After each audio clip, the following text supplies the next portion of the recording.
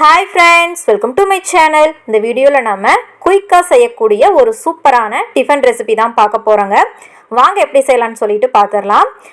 First பாத்தீங்கன்னா panல நான் 3/4 cup அளவுக்கு பாசிப்பருப்பு வந்து சேர்த்துக்கறேங்க.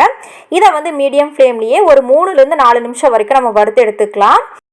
நல்லா வாசனை வர வரைக்கும் நம்ம வறுத்து எடுத்துக்கலாங்க. லைட்டா கலர் சேஞ்ச் ஆனா போதும். இப்போ பாசிப்பருப்பை நல்லா கழுவி எடுத்து நான் குக்கர்ல சேர்த்துக்கிறேன். 3/4 கப் பாசிப்பருப்புக்கு பாத்தீங்கன்னா நான் 3 கப் அளவு தண்ணி சேர்த்துக்கிறேங்க.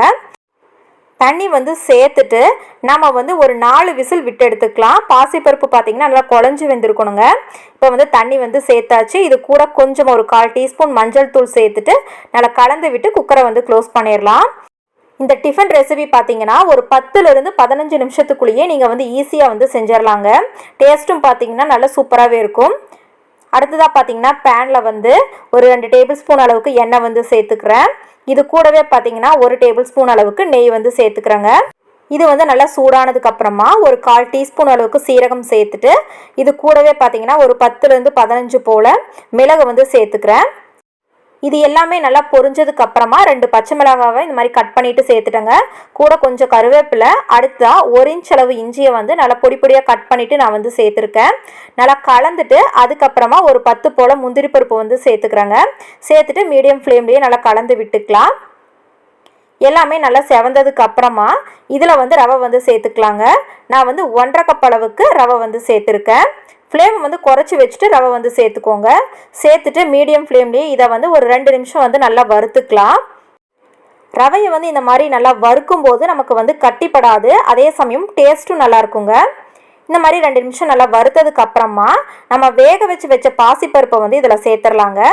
சேர்த்துட்டு நல்லா கலந்து விட்டுக்கலாம். ஒரு சைட் பார்த்தீங்கன்னா நீங்கள் தண்ணியை நல்லா கொதிக்க வச்சுக்கோங்க. 1/2 கப் அளவுக்கு ரவை எடுத்திருக்கேங்க. அதுக்கு பார்த்தீங்கன்னா 4/2 கப் அளவுக்கு தண்ணி எடுத்திருக்கேன். தண்ணி ஒரு சைடு நல்லா கொதிச்சுட்டே இருக்கு. இந்த பாசிப்பருப்பை சேர்த்துட்டு இந்த மாதிரி நல்லா கலந்து விட்டதுக்கு அப்புறமா நம்ம கொதிக்க வச்ச தண்ணியை இதில் சேர்த்துடலாம்.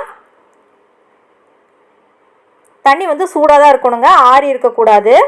சேர்த்துட்டு நம்ம கரண்டியால் நல்லா கலந்து விட்டுக்கலாம். உங்களுக்கு கட்டியெல்லாம் படாதுங்க. நீங்கள் பொறுமையாகவே நீங்கள் கலந்து விட்டுக்கலாம். ரவை பார்த்தீங்கன்னா நல்லா வெந்து வரணுங்க. அது வரைக்கும் நம்ம நல்லா கலந்து கொடுத்துட்டே இருக்கலாம். இந்த சமயத்தில் நீங்கள் உப்பு சேர்த்துக்கலாம். நான் உப்பு சேர்க்குறத வீடியோவில் எடுக்கலைங்க. உங்களோட டேஸ்ட்டுக்கு தகுந்தாற் போல் நீங்கள் உப்பு சேர்த்துக்கலாம். இப்போ பார்த்தீங்கன்னா உங்களுக்கே தெரியும் எந்த அளவுக்கு நல்லா ஸ்மூத்தாக கட்டிகள் எதுவுமே இல்லாமல் ரவை ரெடி ஆயிடுச்சு.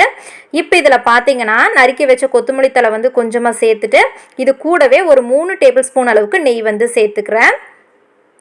நெய் பார்த்தீங்கன்னா கடைசியாக தான் சேர்க்கணுங்க. அப்போ தான் நமக்கு நல்ல மணமாகவும் நல்ல ருசியாகவும் இருக்கும். சேர்த்ததுக்கப்புறமா நம்ம நல்லா கலந்து விட்டுக்கலாம். நீங்கள் நெய் பார்த்தீங்கன்னா தாராளமாக நீங்கள் விட்டுக்கலாங்க. இப்போ நல்லா கலந்து விட்டுக்கலாம். இதுக்கு பருப்பு சாம்பார், தேங்காய் சட்னி எது வேணாலும் நீங்கள் தொட்டுக்கலாங்க. ரொம்ப சூப்பராகவே இருக்கும். நமக்கு சூப்பராக நல்லா மணக்க ரவா பொங்கல் ரெடி ஆயாச்சு. இதே மாதிரி நீங்களும் ட்ரை பண்ணி பாருங்கள். பார்த்துட்டு எப்படி இருக்குன்னு சொல்லிட்டு மறக்காமல் கமெண்ட்ஸ் பண்ணுங்கள். கண்டிப்பாக இந்த வீடியோ உங்களுக்கு யூஸ்ஃபுல்லாக இருந்திருக்கும்னு நினைக்கிறேன். இந்த வீடியோ பிடிச்சிருந்தா உங்கள் ஃப்ரெண்ட்ஸ் அண்ட் ஃபேமிலி கூட வீடியோவை ஷேர் பண்ணிக்கோங்க. மறக்காமல் நம்ம சேனலை சப்ஸ்கிரைப் பண்ணிக்கோங்க. தேங்க்யூ ஃபார் வாட்சிங்.